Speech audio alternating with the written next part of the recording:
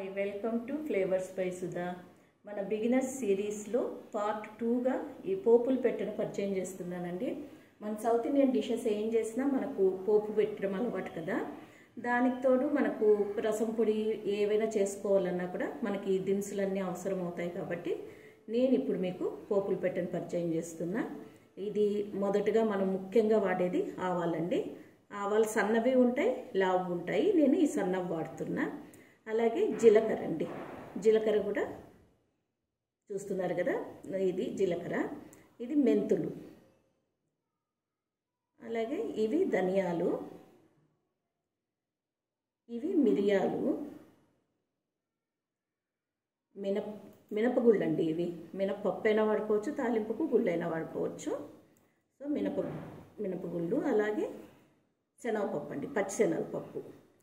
తాలింపులోకి ఇంకో ముఖ్యమైన ఇంగ్రీడియంట్ ఉంది కదండి మనకు, అదేంటంటే ఈ ఎండుమిరపకాయలు.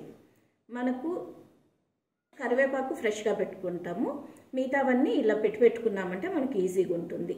ఈ పోపులు పెట్టాను నేను నా పెళ్ళైన కొత్తలో కొన్నానండి. ఇప్పటికీ 27 ఇయర్స్గా నేను ఈ బాక్స్ వాడుతున్నా.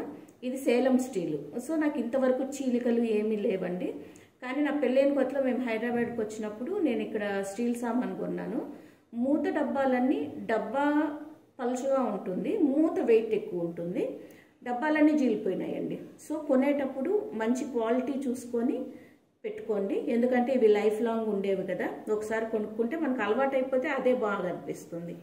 సో ఒక మంచి పోపులు పెట్టని తీసుకోండి. ఇప్పుడు ప్లాస్టిక్లో కూడా వస్తున్నాయి మనకు.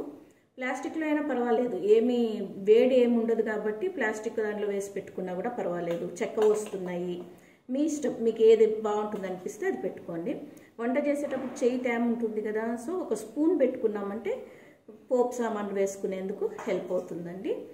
అలాగే ఎప్పుడు మూత పెట్టి జాగ్రత్తగా పెట్టుకున్నామంటే మనకు పురుగు పట్టకుండా బాగుంటుంది.